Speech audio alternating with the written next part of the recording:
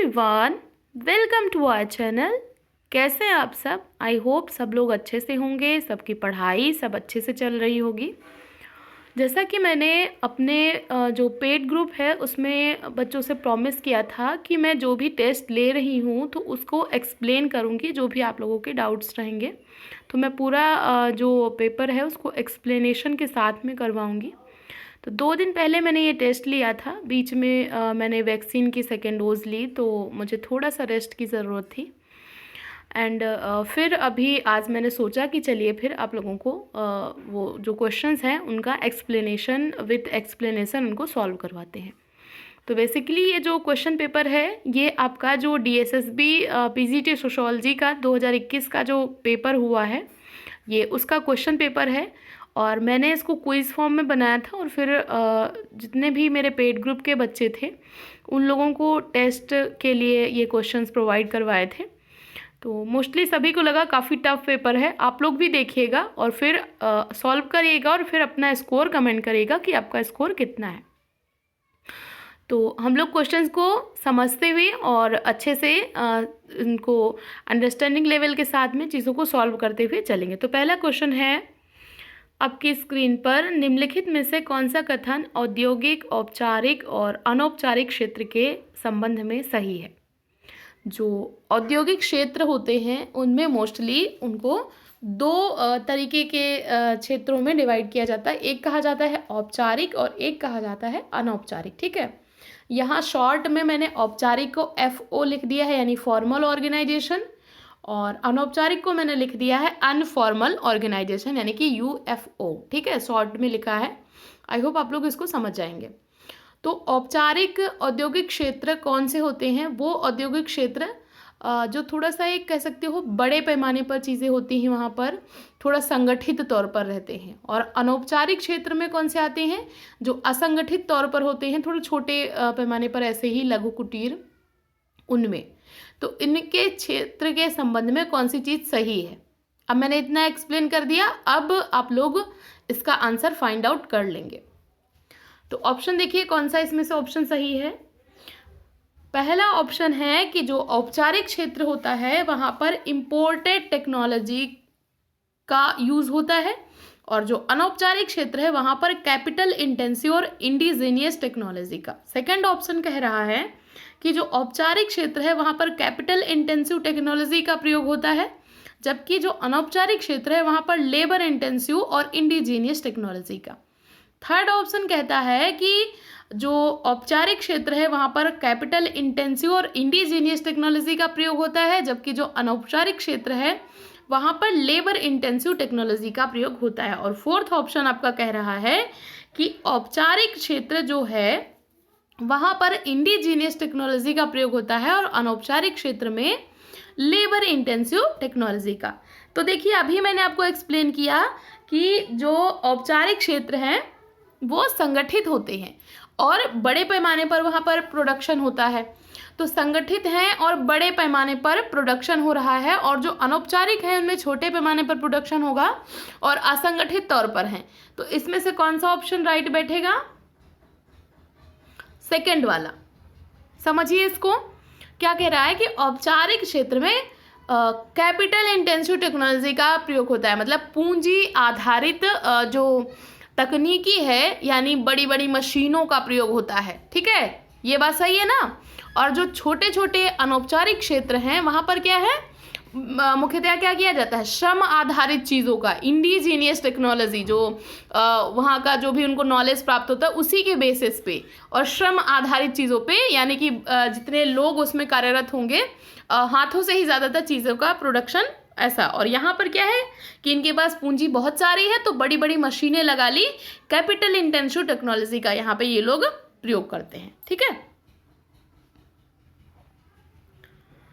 अगला क्वेश्चन है, धर्मांतरण किसी व्यक्ति के धार्मिक दृष्टिकोण को बदलने के लिए उसके विश्वासों और कार्यों को बदलने का प्रयास है।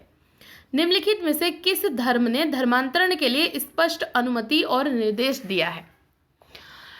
कौन सा धर्म है जो कि ये मानता है कि अगर व्यक्ति का दृष्टिकोण हमको बदलना है देखो दृष्टिकोण बदलना एक अच्छी चीज़ है। ये कौन सा धर्म मानता है, सिंपली आप इसको मान लो कि अगर हमको उसके बिलीव्स को चेंज करना है, उसके कार्यों को बदलना है, तो हमें उसका देखने का नज़रिया बदलना पड़ेगा।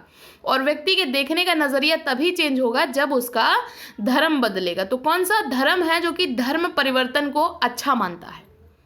ऑप्शन है जैन, बौद्ध, हिंदू और ईसाई। कौन सा धर्म है जो कि धर्मांतरण को या धर्म परिवर्तन को अच्छा मानता है और कहता है कि ये विचारों के परिवर्तन के लिए एक अच्छी चीज़ है? तो जैन, बौद्ध, हिंदू ये तीनों ही नहीं है। कौन सा धर्म है जो अच्छा मानता है? वो है आपका ईसाई धर्म। ठीक है, ईसाई धर्म जो होता है, इनमें मानना है कि अगर व्यक्ति के विश्वासों को बदलना है, उसके कार्य करने के तरीके को बदलना है, तो हमको उसके देखने का नज़रिया बदलना पड़ेगा। दृष्टिकोण का मतलब हुआ देखने का नज़रिया, किस तरीके से व्यक्ति चीज़ों को देखता है, किस नज़रिए से वो सोचता है उन चीज़ों को। देखो कोई भी चीज़ हो, आप जिस नज़रिए से किसी चीज़ को देखोगे वो चीज़ आपको वैसी लगेगी। आप अच्छे नज़रिए से कोई चीज़ देखो तो वो चीज़ अच्छी लगेगी, बुरे नज़रिए से कोई चीज़ देखो तो वो चीज़ बुरी लगेगी। सपोज आप मेरी वीडियो को ले लो, तो जिसको उसको नॉलेज के पर्पज़ से देखना है, जिसको अच्छे नज़रिए से देखना है, तो चीज़ें अच्छी लगेंगी। और जिसको थोड़ा सा ऐसे ही कि हाँ ठीक है ये चीज़ नहीं है वो चीज़ नहीं है, तो फिर क्या है, उसको चीज़ें बुरी लगेंगी। तो कौन सा धर्म है? ईसाई धर्म है, जो कि मानता है कि अगर व्यक्ति के कार्य करने और उसके विश्वासों को बदलना है तो हमको उसके दृष्टिकोण यानी नज़रिए को बदलना पड़ेगा। इसलिए धर्मांतरण एक अच्छी प्रक्रिया है। ईसाई धर्म मानता है कि धर्म परिवर्तन एक अच्छी प्रक्रिया है।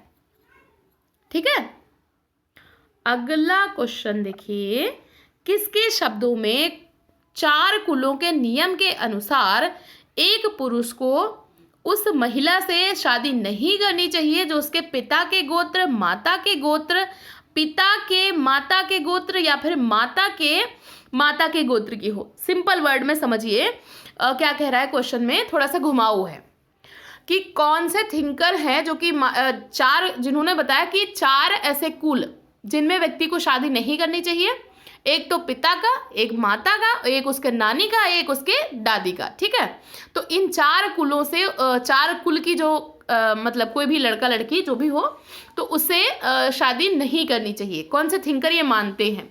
4 कुलों का नियम भी उन्होंने दिया। तो ऑप्शन देखिए, ड्यूमो, ऑस्कर लेविस, इरावती कर्वे या फिर जी.एस. घुरिये।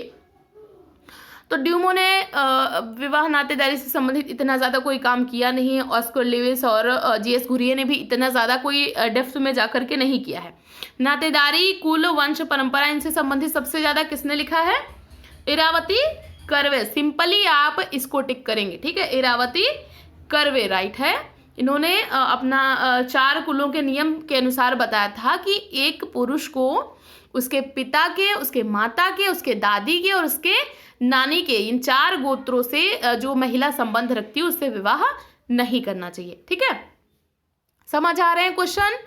मैं कोशिश कर रही हूँ काफ़ी इजी वे में आप लोगों को एक्सप्लेन करूँ, क्योंकि आप लोग बोल रहे थे बहुत टफ है।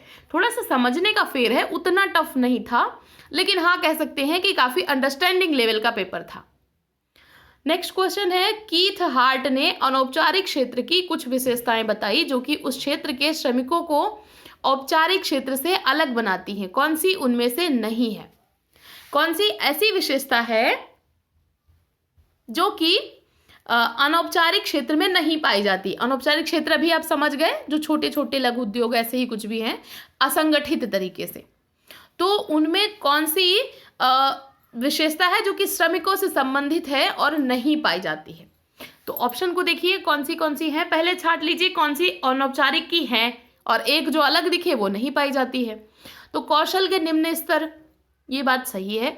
बहुत ज़्यादा स्किल्ड पर्सन अनौपचारिक क्षेत्रों में नहीं जाएगा। अगर उसके अंदर इतनी ज़्यादा स्किल है तो फिर वो कहाँ जाएगा? बड़े बड़े उद्योगों में ना जाए, फिर वो तो हाई सैलरी चाहेगा। तो कौशल का थोड़ा सा निम्न स्तर होता है। और क्या है, आप वहाँ पर इजीली जा सकते हो, आपको मतलब जॉब वगैरह वहाँ पे इजीली मिल जाएगी। कम वेतन वाला रोजगार, क्योंकि आपके पास स्किल कम है, आपके पास नॉलेज कम है, तो आपको कम वेतन वाला रोजगार मिलेगा। तो ये 3 तो हैं अनौपचारिक के। ये जो बी वाला ऑप्शन है ये अनौपचारिक क्षेत्र में नहीं पाया जाता है। निवेश की उच्च राशि यानी कि बहुत ज़्यादा पैसा लगाया जाए ऐसी इंडस्ट्री, तो ऐसी इंडस्ट्री को हम क्या कहेंगे? संगठित उद्योग या फिर औपचारिक उद्योग। ठीक है, तो इसको ये निवेश की उच्च राशि ये किस में होती है? औपचारिक क्षेत्र में। तो ये अनौपचारिक क्षेत्र में नहीं पाई जाती है। अगला क्वेश्चन देखिए, शहरी औपचारिक क्षेत्र में किसके द्वारा की जाने वाली गतिविधियां शामिल हैं? शहरी संगठित क्षेत्र कह लो, औपचारिक क्षेत्र या कह लो कि संगठित क्षेत्र, इसमें किसके द्वारा की जाने वाली गतिविधियां शामिल हैं? सॉरी, इसको संगठित नहीं कहेंगे, एक तरीके से कह लो आप जो चीज़ें लीगली होती हैं, लीगली मतलब थोड़ा सा कानूनन जो कानूनी दायरे में चीज़ें आ जाएं, उनको आप यहाँ पे समझ लो। तो ऑप्शन है केंद्र सरकार, कॉर्पोरेट उद्यम, केंद्र सरकार, राज्य सरकार, स्थानीय निकाय, या फिर कॉर्पोरेट उद्यम या फिर केंद्र सरकार, राज्य और स्थानीय स्तर। अच्छा, इस तरीके का कभी भी क्वेश्चन आ जाए तो देख लो जो सबसे लॉन्ग ऑप्शन हो या जिसमें सभी ऑप्शन समाहित हो। अगर तुक्का मारना हो तो उसी पे मारना जिसमें सभी ऑप्शन समाहित हो, ज्यादातर वही राइट होता है। इस क्वेश्चन में भी बी राइट है। जो शहरी औपचारिक क्षेत्र है उसमें एक तो कॉर्पोरेट उद्यम आ जाता है और दूसरा आ जाता है केंद्र सरकार से संबंधित जो भी चीज़ें हैं, राज्य सरकार से जो संबंधित चीज़ें हैं, और स्थानीय निकाय यानी कि नगर पालिका, नगर निगम इत्यादि। ठीक है, तो ये सारी चीज़ें शहरी औपचारिक क्षेत्र में आ जाएंगी। बी इसका राइट है। अगला क्वेश्चन है, निम्नलिखित में से किन कारणों से 1980 के दशक में सार्वजनिक क्षेत्रों को छोटे और पसंदीदा पूंजी गहन बड़े पैमाने के खिलाफ भेदभाव करने में मदद की? क्वेश्चन इजी है लेकिन थोड़ा समझने का फेर है। सिंपली इसको समझो। देखो, मैं हमेशा कहती हूँ क्वेश्चन को 2 बार पढ़ो, ना समझ आए उसको तोड़ तोड़ के पढ़ो। विखंडन की अवधारणा इसीलिए आप लोग समाजशास्त्री हो, यूज किया करो क्वेश्चन सॉल्व करने में। तोड़ तोड़ के पढ़ो, बड़ा इजी लगेगा क्वेश्चन। तो क्या पूछ रहा है, निम्नलिखित में से किन कारणों से 1980 के दशक में सार्वजनिक क्षेत्रों को छोटे और पसंदीदा पूंजी गहन बड़े पैमाने के खिलाफ भेदभाव करने में मदद की? 1980 में ऐसा कौन सा एक नियम कानून कुछ आया जिसने जो सार्वजनिक क्षेत्र से उनमें छोटे, एक तो छोटे उद्योग और दूसरे बड़े पैमाने के उद्योग, दोनों को अलग अलग उनके लिए नीतियां बनाई। ठीक है, सिंपली ये पूछ रहा है।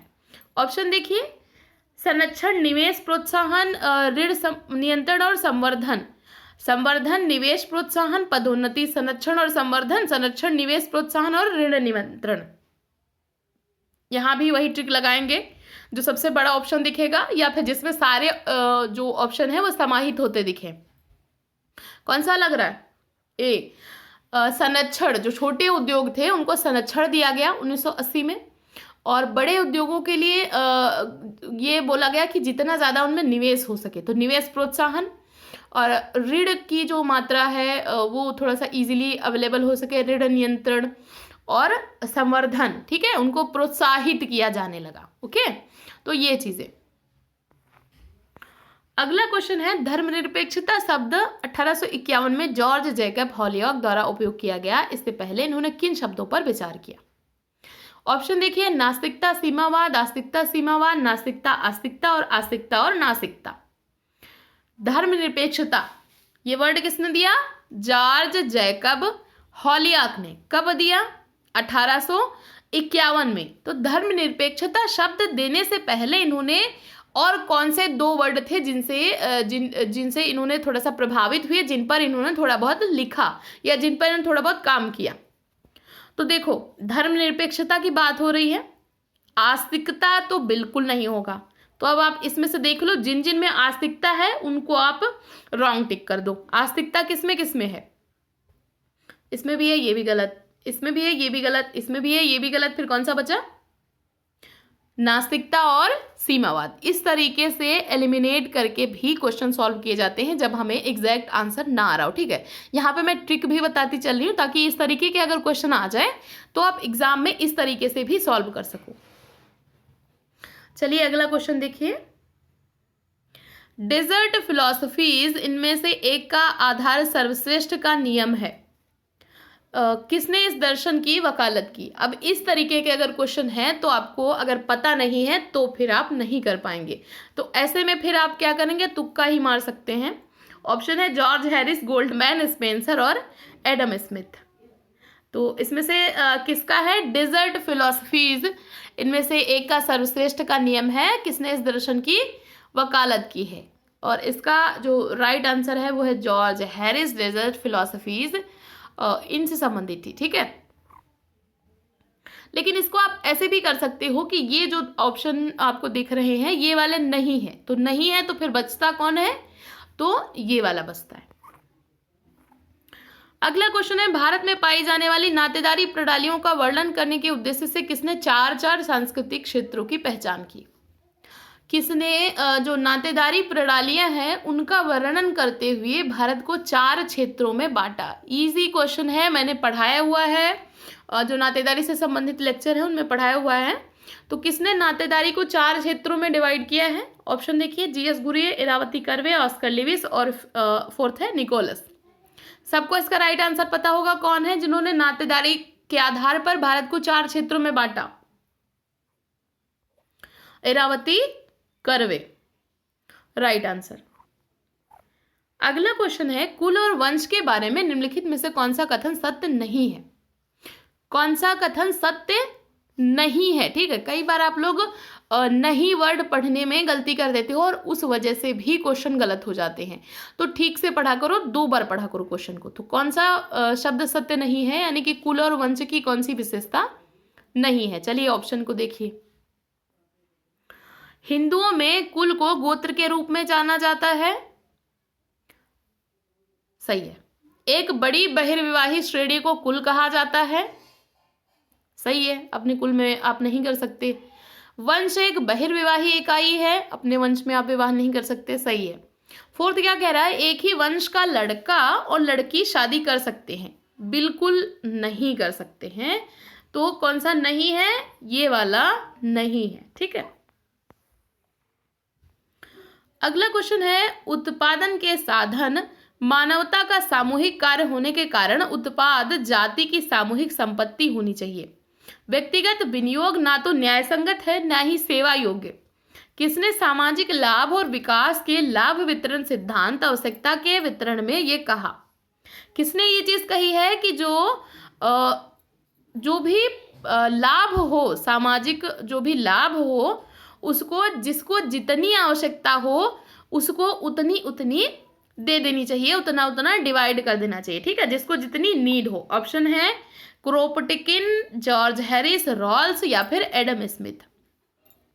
तो किसने कहा था ये चीज कि जिसको जितनी नीड हो उसको उतना उतना दे देना चाहिए?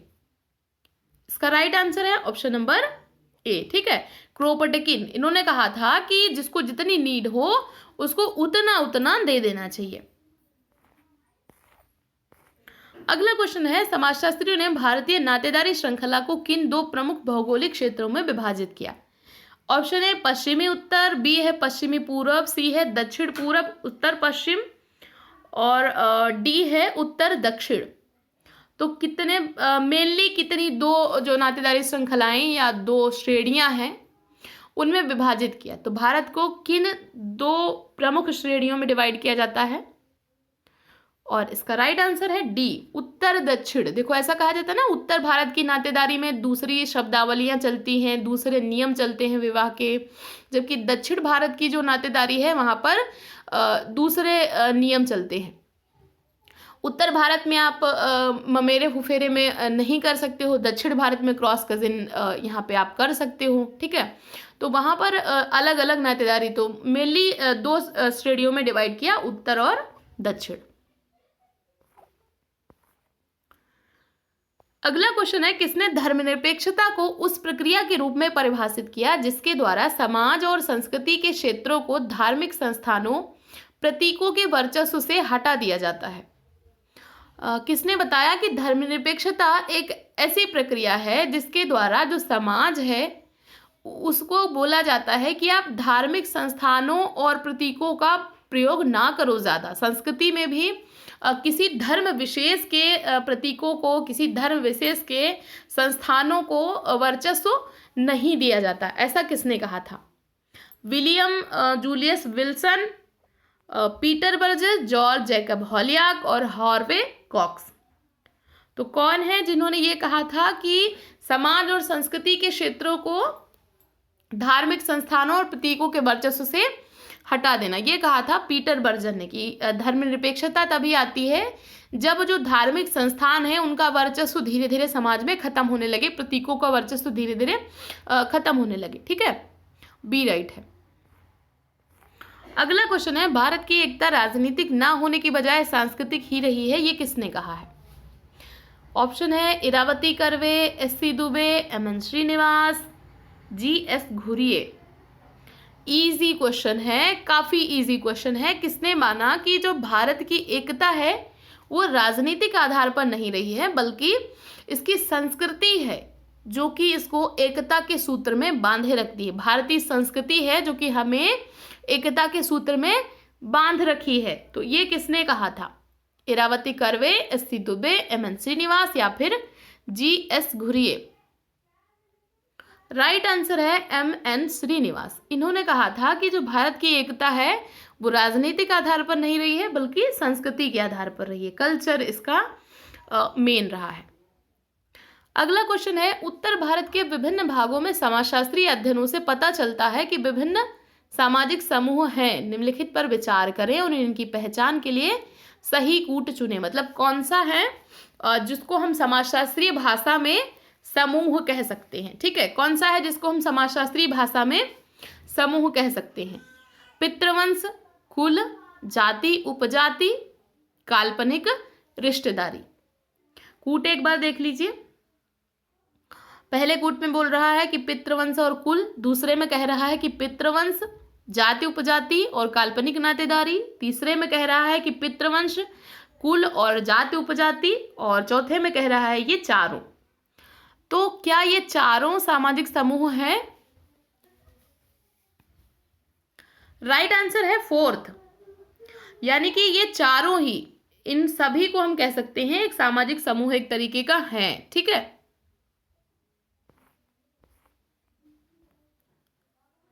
वीडियो थोड़ी सी लंबी हो रही है, बट मैं कोशिश कर रही हूँ थोड़ा सा ज़्यादा क्वेश्चन आज सॉल्व करवा दूँ।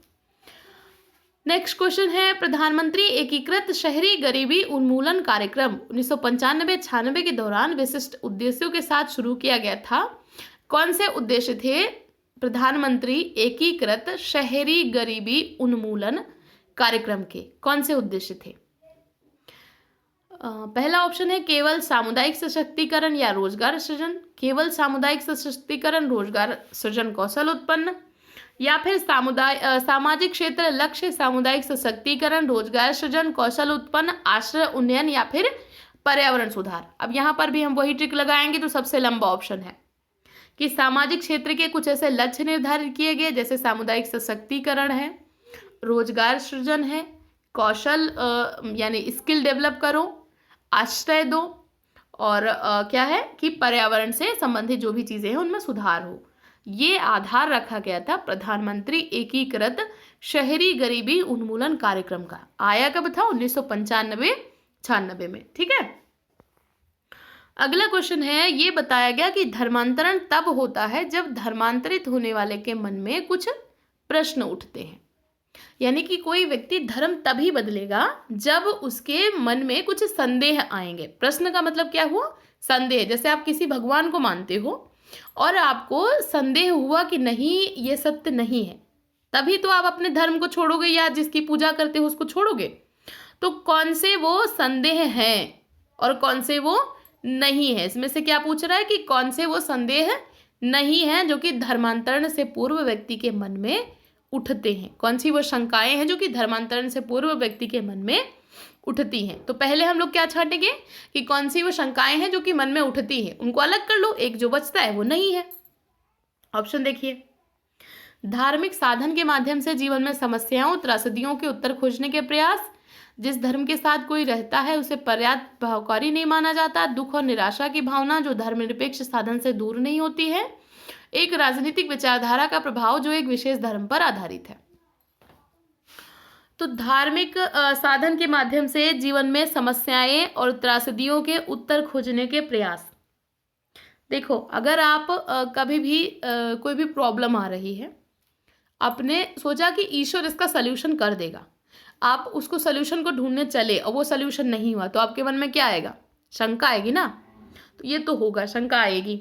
जिस धर्म के साथ कोई रहता है उसे पर्याप्त प्रभावकारी नहीं माना जाता। अगर कोई किसी धर्म में रह रहा है और उसको लगता है कि ये उतना काम नहीं कर रहा है, मतलब हम कोई पूजा कर रहे हैं, हमको लग रहा है कि हमको ये भगवान जी फल नहीं दे रहे, हम दूसरे भगवान की पूजा करेंगे, तो ये भी होगा। फिर तीसरा क्या है, दुख और निराशा की भावना जो धर्म निरपेक्ष साधन से दूर नहीं होती, ये भी होगा। फोर्थ क्या कह रहा है, एक राजनीतिक विचारधारा का प्रभाव जो एक विशेष धर्म पर आधारित है। कोई भी पॉलिटिकल अगर आइडियोलॉजी है और वो कोई एक विशेष धर्म को प्रमोट कर रही है, तो इसका धर्मांतरण से कोई विशेष ज़्यादा वो नहीं है कि व्यक्ति के मन में इससे संबंधित कोई शंका आए, तो ये वाला जो है ये नहीं होगा, यानी कि यही वाला राइट है।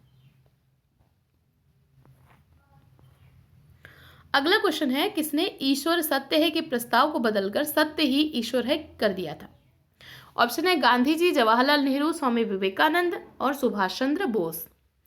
तो किसने बताया कि सब कहते हैं कि ईश्वर सत्य है, लेकिन उन्होंने माना कि अगर आप सत्य की राह पर चल रहे हो तो आप ईश्वर के मार्ग पर चल रहे हो, यानी जो सच है वही ईश्वर है, सत्य ही ईश्वर है। तो सत्य के मार्ग पर किसने चलाया था? गांधी जी, नेहरू जी, या फिर विवेकानंद, या फिर सुभाष चंद्र बोस जी। तो ये है आपके गांधी जी, जिन्होंने सत्य अहिंसा का मार्ग दिखाया था। ठीक है, ये तो मोस्टली सबका राइट होगा। अगला क्वेश्चन है, परकीयकरण की अवधारणा से कौन संबंधित है? ये क्वेश्चन मैंने सॉल्व करवाया है। दुर्खीम, वेबर, मार्क्स और मेलिनोवस्की। परकीयकरण यानी कि अलगाव का कॉन्सेप्ट किसने दिया था? Karl Marx. सी राइट है। अगला क्वेश्चन है, कार्य भागीदारी अनुपात लिंग संदर्भ में किस प्रकार परिभाषित किया गया है? जो जेंडर के आधार पर जो एक रेशियो आता है कि कितने जो लोग हैं वो किस अनुपात में कार्य कर रहे हैं, तो इसमें से कौन सा ऑप्शन है जो कि इसको ठीक तरीके से दर्शाता है? पुरुष और महिला कामगारों का संबंधित जनसंख्या में प्रतिशत, संबंधित जनसंख्या में पुरुष श्रमिकों का प्रतिशत, संबंधित जनसंख्या में महिला श्रमिकों का, और फोर्थ है पुरुष और महिला श्रमिकों के प्रतिशत का अनुपात। तो देखो फोर्थ वाला अनुपात की बात कर रहा है, अनुपात पूछ नहीं रहा है, तो ये तो नहीं हो रहा है। और जो बीच के दो ऑप्शन है इसमें एक एक को ही लिया है, एक में पुरुष को एक में महिला को।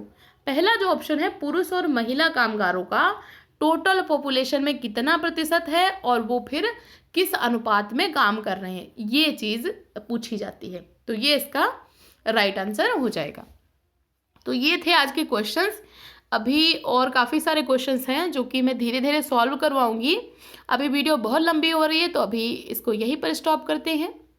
आपका स्कोर कितना हुआ है नीचे कमेंट सेक्शन में बताइएगा, और क्वेश्चंस कैसे लगे वो भी कमेंट करके बताइएगा, और कोई डाउट्स होता है तो वो भी आप मुझसे पूछ सकते हैं। वीडियो कैसी लगी आपको वो मुझे कमेंट करके बता सकते हैं।